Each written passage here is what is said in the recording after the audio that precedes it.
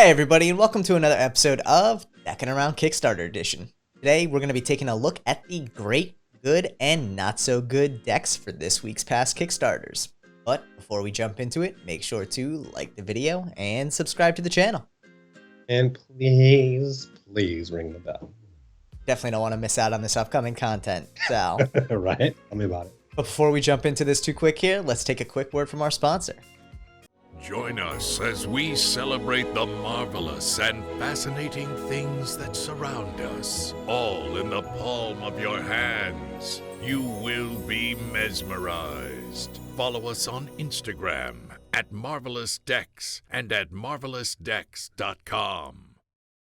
And for everyone who hasn't checked out the Warrior Women Playing Cards Volume 2 live on Kickstarter now, make sure to click the link in the description down below and check out this amazing deck celebrating some of the best warrior women throughout history. Yeah. All right, man, you ready to see what's up for this week? This week's great deck. I'm excited, man. I am too. It's going to be, you know what? I always love diving into the week. We get on Sunday and we're like, what are the new Kickstarter campaigns? Yeah. It's always a fun little go through before we actually start the video. So excited. Let's check out this week's great campaign. From BAOBAO Restaurant, we have the Boba playing cards. Every time I hear BAOBAO, I think bow, bow, bow. Chicka chicka. Oh my god. I think of like bao buns, but that is I don't think about next that. level I think of there. the song. So obviously we can see BAO is already crushing it here. 822 backers, $29,000 raised. He crushed it with his last campaign, so no surprise this campaign is great as well. Let's dive right into it, man. I gotta say, I think from the story point of view, Boba is love, Boba is life immediately hits you with a great saying there that I think captures everyone's interest. If you have never had Boba, maybe this gets you to be interested in trying it. If you have had Boba and you love it, you know what this is all about already. It's funny because I don't like tapioca balls. Yeah. I love the fruit jellies. All right. Those are my jam because I'm addicted to sugar. There you go. See, I'm a big tapioca pudding and tapioca pearl person, so... I don't eat that stuff. Oh, so good. Like chewing on like fish eyeballs or something. See, and I gotta say, I love all of the motion in the graphics here. It really is eye-catching, and it really illustrates how awesome the deck is here. It's a little bit something out of character, because a lot of times we see static images, but this helps draw your eye to the campaign and really keep you interested. Yeah. Gets right into the back design. Again, we have some good motion graphics there. Great pictures. Got some fun recolors on the suit and number cards. This is, I mean, no surprise, BAO put a lot of thought and effort into this campaign, and it looks great. I love that graphic right there. Do that, how it just goes through each of the cards. Yep. It definitely allows you to not have to post as many images, you know, but of course, you know, each one of these court cards have so much kind of fun details in it. You want to show them anyway, and that's just a quick glance, but it allows you to stay away from so many images. Absolutely. No, I think he did a great job with that, truly. It looks awesome. And then you can see the follow-up is just two simple images there that show off the kings and queens and some of the courts and everything about it. It's fun. Look at that, the queen of clubs right there with the phone taking a picture of her boba drink. Yeah. Epic. Yeah. Epic. No, it's absolutely perfect. And then we jump right into the jokers here. Talks about the extra cards and then ties into the creator, which is BAO. If anyone doesn't know BAO, he's a phenomenal magician. Awesome on TikTok. He may be known as the Milk Magician, or you may know BAO for other stuff, but we absolutely love BAO, and this deck has been really an exciting one for us to see kind of develop as well. That we jump right into it. USPCC printed, air cushion, B casino grade, crush stock, limited edition of 3,500 decks, shipping directly from Gambler's Warehouse. Talks about the risks and challenges right there. The one thing I would say, and I didn't see it up top, is I think a feature section would be probably the one thing that would make this next level. But still, it's a great campaign. And price point wise, what are you looking at here? $18 shipped. Yeah. Great. Great price point. I love the fact that it has the deck sleeve on it that kind of mimics the cup. Yeah, and adds that little like fun like face to it as well. This really is BAO crushed this campaign. This is a great campaign. I really actually am so impressed with the moving graphics to draw your eye in. I love that aspect of it. I think he did great with that. It would be something that I think a lot of campaigns could do a great job utilizing to make sure that you're drawing attention to it. And BAO being exceptional at social media, it's not surprising at all that he's bringing next level ideas to the campaign. Yeah, Good luck, no, I agree. Good luck, man. Congratulations and good luck. Yeah. Next up, we have our good campaign for the week. This week's good campaign is the Seers, Magus, Aurum, and Sanguis playing cards. Is that Magus or Magus? Magus? Let's go with Magus. Why not? Let's do it. I don't know. I don't know. We'll have to find out. So this is a 2-deck set. Reasonable goal on it. Got a good momentum behind it. 243 backers already with 24 days to go. I have to say, man, I think the campaign has some good parts to it. I think there's certain things that it could use to tweak to really take it from a good campaign to a great campaign, but by no means is this campaign struggling in any way. Obviously, you can see they have a pretty solid backing there already. You roll right into it. They have all of the information there fulfilled by Murphy's Magic, printed by USPCC, premium crushed stock, so it looks like they're going for a 2,500 plus print run on the, what are we calling it? Magus, the Magus deck. So there we go. And then let's see. The one thing I will have to say here, though, is to me what stands out is it doesn't talk about the. So actually, yeah, it has one deck, right? So it's 2 decks. They're both Magus decks, or Magus decks, but I guess there's different styles to it. So that threw me a little bit as a confusing point. So they're both going to be crushed, which is interesting. So they're actually looking at a total print run of 2,500 each if both are going to be crushed. Some good looking images right here. Shows off the back design well. I do have to say the one thing to me that stands out too from a back design point of view is it's nice to sometimes see a straight on back design where you can get a lot more of the detailed view. I love the stylized images and renders here showing the fan and the kind of angle, but every once in a while it's good to see a really full on one. I think it's cool that they brought the bloom into it as well. Kind of ties a little bit of a cardistry vibe to it, even though this is being marketed as a Magic deck. There's your kind of straight on, yeah, a little more straight on. Yeah. I would almost put that as probably one of the first images, to be honest, but I think it's good to see there. Get into the faces here. I like those aces. Those are cool. Yeah, no, they are really nice, and I like the fact that they have the large central pips and metallic ink both on the faces and the backs, which is great on this Aurum deck, it looks like. Interesting. And this is one thing we were actually talking about earlier too. It's always hard to render metallic ink and to have it not look like foil. So while they'll mention here, I'm sure that it is metallic ink, even though it does have a lot of that shine that you would normally see on foil. It really is a metallic ink. Dude, it's not a shine, it's a shimmer. A shimmer. Sorry, my bad, Steve. I don't want to use your trademark terms here, so I went with shine. But bro, it's our trademark, man. You can use it. The one thing I will say here too is that one of the reasons that I think this is a good campaign and not a great campaign is there's a lot of images. And not that it's a bad thing. It's better to have too many images than not enough. But you're literally looking here at 4 pictures of the Queen of Spades. And while I get that they're kind of talking about the gaff cards, like they could have probably used one of these and text to tell the story just as well and made it a little more concise. Talks about the metallic inks here. And this is an interesting approach too. Talks about the metallic inks, and then it immediately follows up saying the glossiness of the metallic ink was exaggerated in the 2 animations above. So it does look like a foil instead of a metallic ink there. And I'm glad that they mention it, but it's good that they did a tough thing to really render metallic ink accurately. Tuck boxes. And again, here's another one. We're getting into the tuck boxes. Throughout the campaign, they've done a really good job showing the tuck off. I think to show then, 4 new images of the tuck box, it probably could have been consolidated down into one.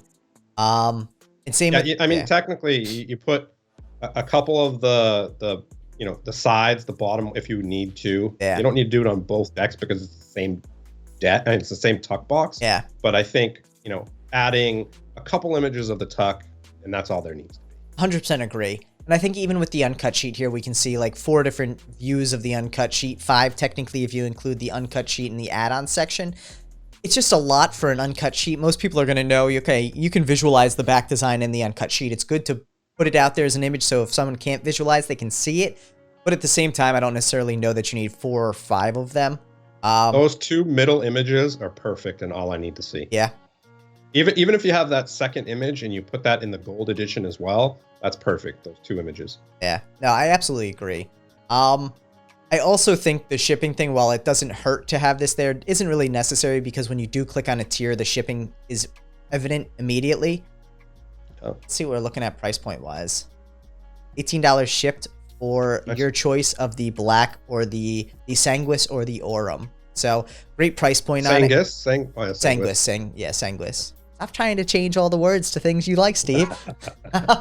But you know, I think again, I think this is a good campaign.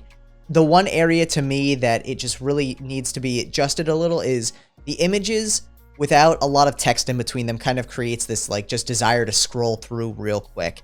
And ultimately, and you could miss some information. Absolutely agree. And I think that, you know, trying to figure out how you can consolidate and make these sections of like gaff cards and uncut sheet more concise. Sometimes it's hard to pick the best image for a campaign, but really figuring out which is going to convey what you're trying to convey and then using text to supplement is the best approach. Yeah. So, yeah, for sure. Good luck, guys. I mean, you're almost there to the funding with 24 days left. I have no doubt this campaign is going to fund. It's a fun looking deck for sure. So good luck. Yeah. And next up is this week's Need Help deck, which is the Blue Beauty playing cards. Explore. First of all, it needs help because it's copyright infringement. So that, and they're probably not going to be able to run it. So yeah, this is the first thing that... Let's get into it. Yeah, this is definitely the first thing that stands out to me. You can immediately see that they're actually using an image of Pantone color chips as the playing cards. That, without explicit permission from Pantone, is not gonna fly, and immediately that actually comes to me as somewhat of a red flag there. So depending on who's gonna be printing this, you can also see that the goal is extremely low, $1,931. A little over $1,000 from Hong Kong. Just got their 9th backer, so congrats to them. Let's look at the creator. Dot. Can you go into the description? Let's see what that says. Yeah. Once upon a time, there are 3 dots appeared on Earth. You know what? Maybe this person is a very artistic designer, but to me, yeah, everything about this so far is a little bit, makes me a little leery, to say the least. Blue is the color of the ocean and the sky. I like the fact that they're actually building out the story, but again, the images, just to me, are very concerning. The back is interesting also. It's a one-way back design. Kind of reminds me of the Catastricon knock. Yeah, and the Joker is really just another Pantone card, but without... Like, I'm curious if all the suits are the same Pantone chip, or if this is really just... 52 have been selected, so each card is going to be an individual Pantone chip. Now, the problem with this, again, is Pantone is a company that has trademarks and copyright protections on not only their colors, but also their name. So ultimately, this could be feasible with permission, but unless you're going to have this deck printed with Pantone ink, which would keep it true to the actual colors, and then have licensing rights to use the Pantone name, this is going to get shot down by most printers who do any sort of due diligence on their checking. So immediately off the bat, yeah, on their chicken. So immediately, USPCC is going to have an issue printing this deck. The reason this also needs help is we can get into it, and it talks about shipping, and that's great. But who's printing this deck? Who's fulfilling this deck? Yeah. Where are the other images? Yeah, like I know the bare bones about this deck right now, and right now the bare bones are illegal. It's trademark infringement, copyright infringement, and honestly though, I like the idea of the deck. If you're a fan of Blue, this is a cool idea. Getting rid of the Pantone might be feasible. Also, the full bleed aspect of the card makes it a little unusable to some extent, but it would be interesting to see in a cardistry scenario. I just don't think this is fully developed yet. There needs to be a lot more information. It has a lot of potential. Yeah, it really does. We've seen a lot of artistic decks coming out recently that people love. $15 shipped isn't bad at all. The thing is, again, for me, I don't know anything about this to even justify a $15 price point right now, let alone whether it's actually feasible that this will be created, you know? Yeah, I mean, 15 shipped is awesome, but there's so much missing in this campaign. It's, like you said, copyright infringement and trademark infringement. So It needs a lot of work. Yeah. And that shows in the amount of backers. Okay. So ultimately, too, and here's the one thing I will say for all the backers out there, just based on the fact that Pantone vigorously protects their name, I wouldn't be surprised to see this campaign not make it to the finish line and have a copyright claim issue pop up.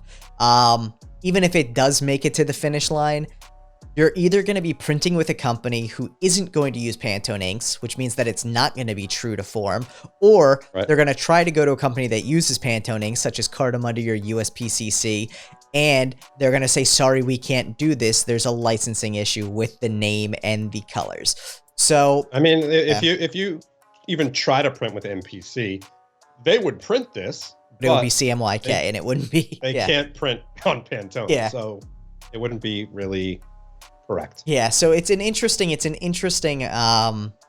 conundrum with this deck, to be honest. I think there's great potential with this. I'd love to see this deck come back to the drawing board with a fully thought out plan, with a reasonable goal, and with licensing acquired, or removing the Pantone name from the deck, and then it would be more feasible. So yeah, call it Bleu. Yeah, good luck on this campaign, everyone. Again, this is a need help, but also a beware deck for the week. So it's a struggling deck too. So with that in mind, let's check out what we have for the rest of this week going here, man.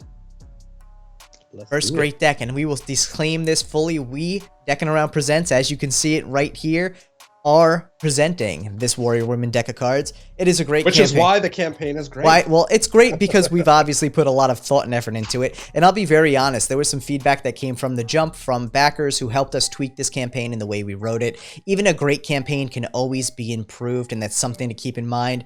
But this is surely a great campaign for the week, and if you haven't checked it out, we encourage you to do so now. And appreciate it. Yeah. Next up, we have the Kata's Almanac #4 Transformation Playing Cards Reproduction. This is another great campaign. Will Roya obviously knows his stuff. 24 created, 345 backed. He's been involved in the community for a very long time, and he really has done a great job with his decks. The one thing I will say with this one is that there's a lot of information in there, and if he cut the story back on his campaign by about 50%, this would still be a great campaign. Dude. Or 75%. So to really keep people engaged, it hurts my brain looking through this campaign. It could be definitely trimmed back a bit and still be a great campaign. So something to keep in mind there. While the story is important to tell, you also want to keep people engaged. So making sure your story gets to the point quickly. So good luck, Will. You did a great job with this one. Next up, we have the Mutineer playing cards, which is another great campaign this week. I have to say, man, I really am excited to see Relatively Playing Cards come out with another deck. I think they did a great job putting this together. It has all the information you need. It has printing, fulfillment, some great images of the deck. The story's really put together. The two areas to me that I think could be tweaked with this are the add-on section, and I think a lot of people are struggling this with because of the new add-on feature from Kickstarter. You want to make sure that it's still very clean and concise. There's a lot of information that needs to be conveyed, but having the images and the add-ons be pertinent in the add-on section is the most important part. The other thing is getting a little more text between some of the images, but this really is a great campaign, so good luck.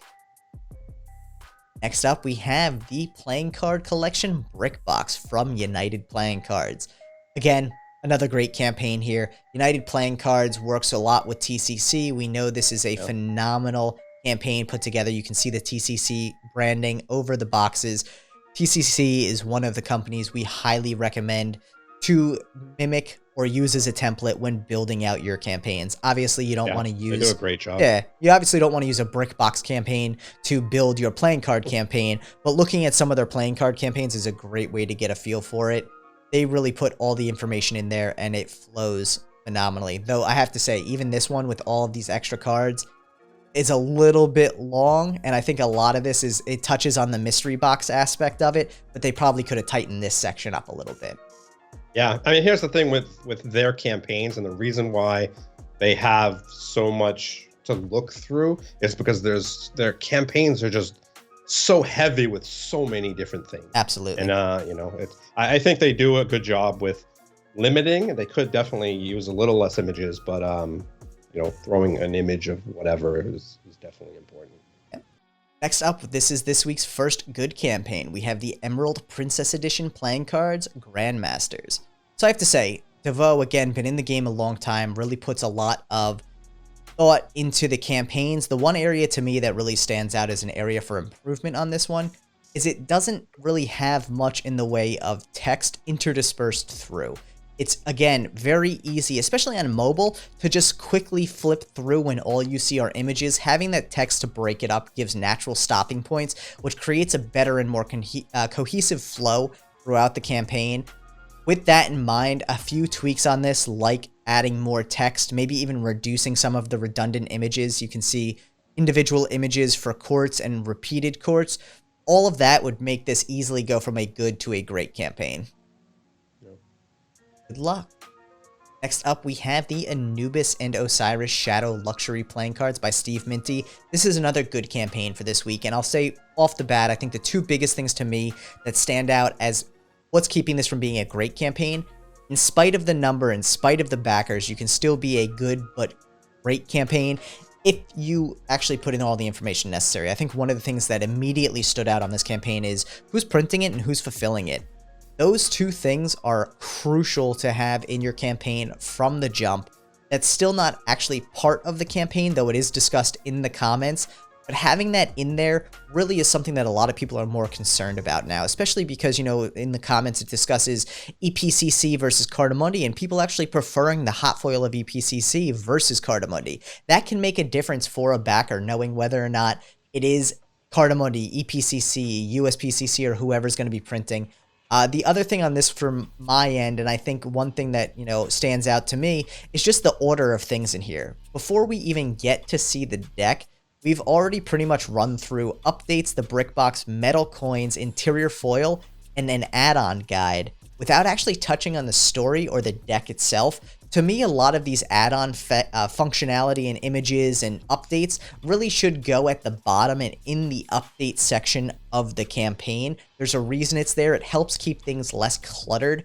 And I think it ends up making it so that if I'm a potential backer, seeing updates before I see the deck doesn't entice me to go further.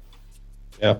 And like if you look at a campaign and it's relatively new, you know, this being what, a 42-day campaign, yeah, I think originally, and you see the comments and it has 99 comments, that's a lot. So clearly there was a lot of issues and questions going into this campaign that gives you 99 comments in 3 days. Absolutely. Absolutely.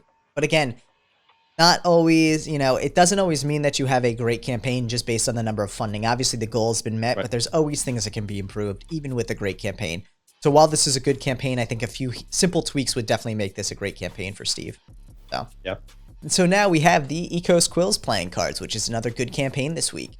Honestly, coming into it, I'm not super familiar with this campaign. I really haven't seen a lot to it. It has a reasonable goal to start, maybe a little bit low, depending on who's going to be printing and how many are going to be printing. Shipping's always something you want to take into consideration there. So diving into the campaign itself, we see that there's actually a pretty reasonable price point on the deck at $14, but that shipping really puts this into a very high bracket. $28 shipped is pretty pricey. The one thing I know in the campaign they did mention is that they will be self-fulfilling.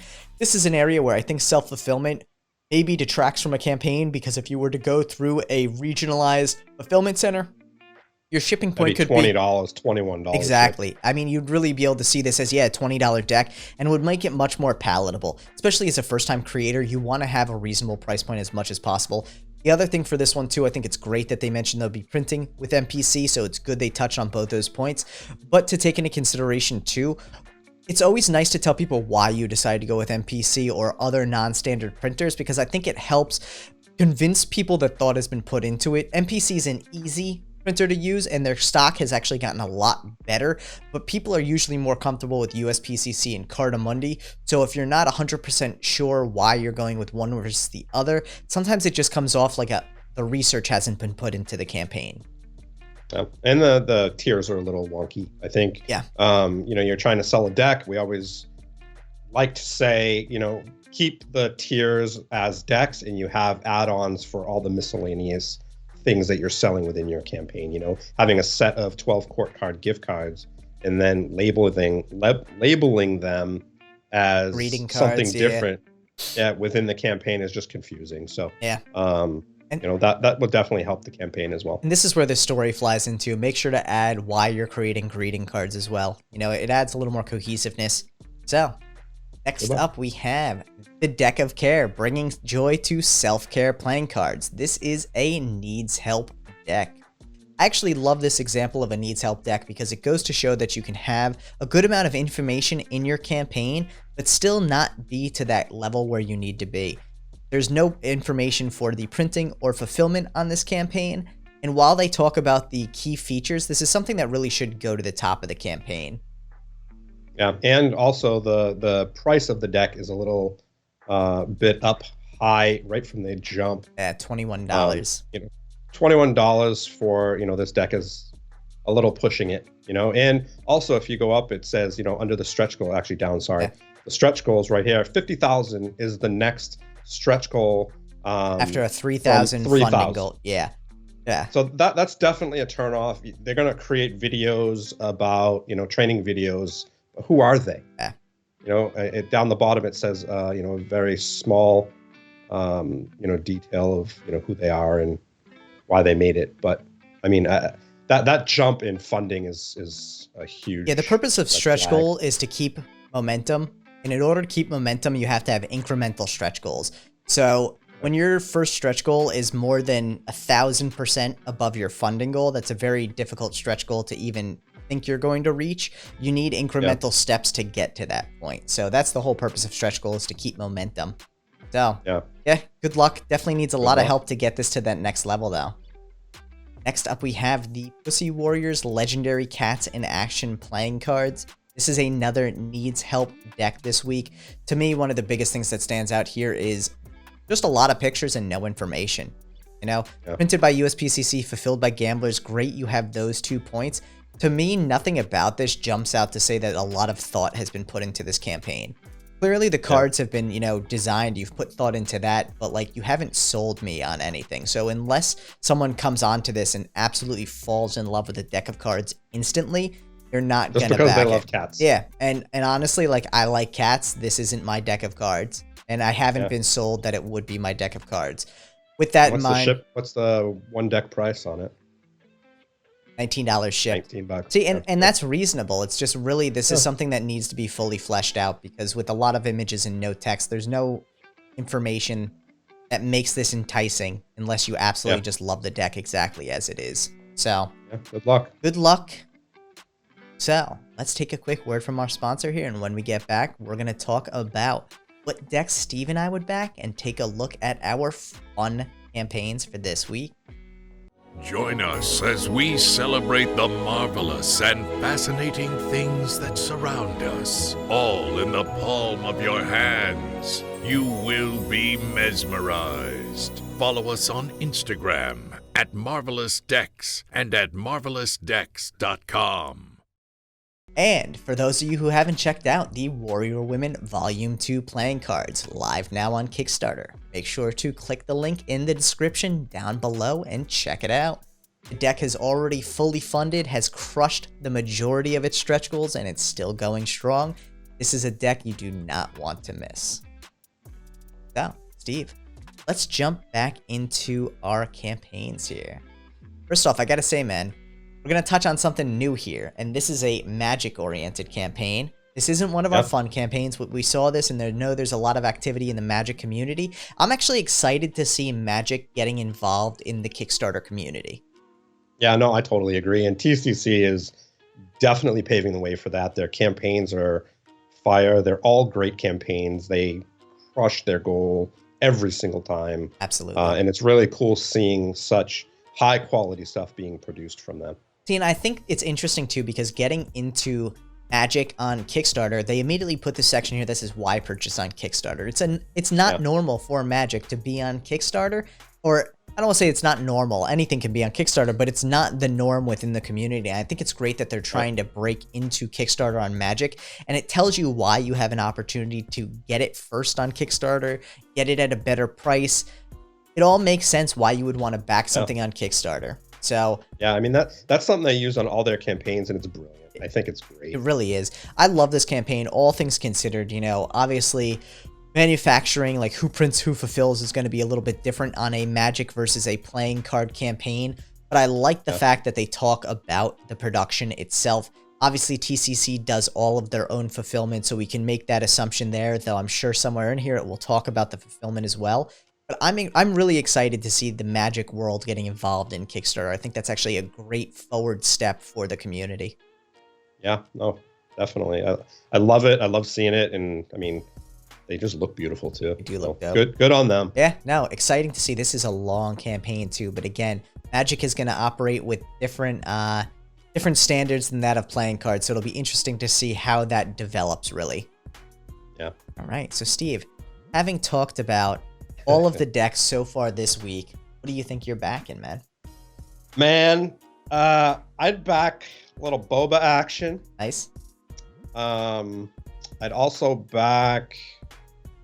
I think that I can't even remember all of them, to be honest. So you hit me with what you got, and I'll even chime in if there's something that I missed. So I think the ones that stand out to me is stuff that I would back. Warrior Women, obviously. Yeah, Warrior Women, Boba, and Anubis and Osiris are the three that stand out to me the most. Yeah. Though personally, I'm on the fence with Anubis Osiris, depending on whether or not it hits that Cardamundi stretch goal. Nice. Okay. I mean, I would back it if it hits that foil stretch goal. Yeah, which is going to be the Cardamundi one. Yeah. EPCC or Cardamundi. Yeah. Yeah. Yeah, which makes sense. Yeah. Those three are good. Cool. So let's check out what we have for our fun campaigns this week. So I love this pot. Dude, honestly, like we never know where it's gonna go. I think everyone's gonna be shocked by yours this week, man. I think they will. Yeah. People are, I think, used to seeing like tacky little not tacky, towel, I don't want to say desk tacky. lamp. Very minimalist stuff. I think you usually go very minimalist, yeah. Sleek and like bougie, but I'm not bougie. That's the funny thing. This one is going to be a surprise for everyone. But we'll start off with my choice this week. And I think, this necessarily doesn't go in the same vein too, but I'm fascinated by this stuff. So this week I chose the Runmacy most compact laser engraver and cutter. I don't know what it is, but every time I see either a laser engraver or a 3D printer online, I have this internal struggle where I'm like, do I buy it? What am I going to do with it? But it's cool. Look at all the things I could laser engrave. And I'm like, why do I need to laser engrave things? So this one immediately jumped out to me and I was like, dude, like, it's a reasonable 300 bones. Yeah. Is that good or bad? Look at I have no idea. They're like lasering leather. Me, so I don't know. They're lasering leather there. They're lasering knives. Like, it's so cool. Imagine being able to laser engrave whatever you wanted. Though at the same time, I feel like you would like your partner would come home one day and be like, "Why is there logos on everything in the house?"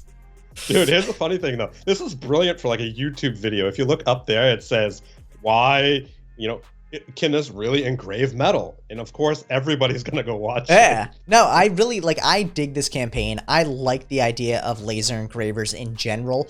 Historically, the ones that actually do a very good job are extremely expensive. You're looking at spending thousands of dollars. So the idea of a low-cost introductory laser engraver to me jumps out. The reason I'm always leery of backing these though too is like, well, would I get this and then in 6 months be like, well, now I need a better one and now I'm, $5,000 in the hole instead of $300 in the hole. So to me, I just wouldn't engrave anything, but it's cool. This is this week's pick for me. I love laser engravers. So let's check out Steve's this week.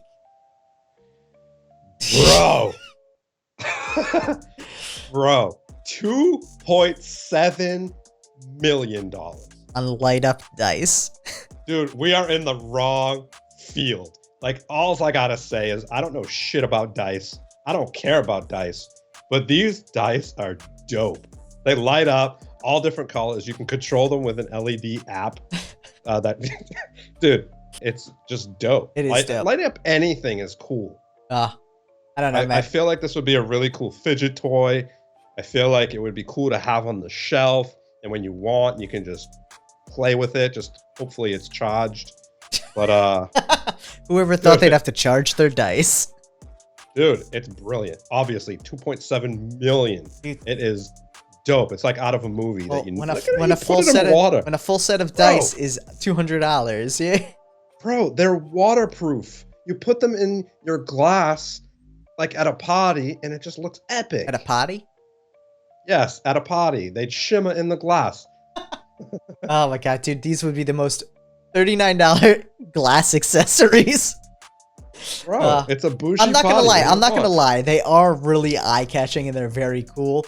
But as someone who enjoys dice in general and likes tabletop games that require dice, $39 per die is an expensive price point.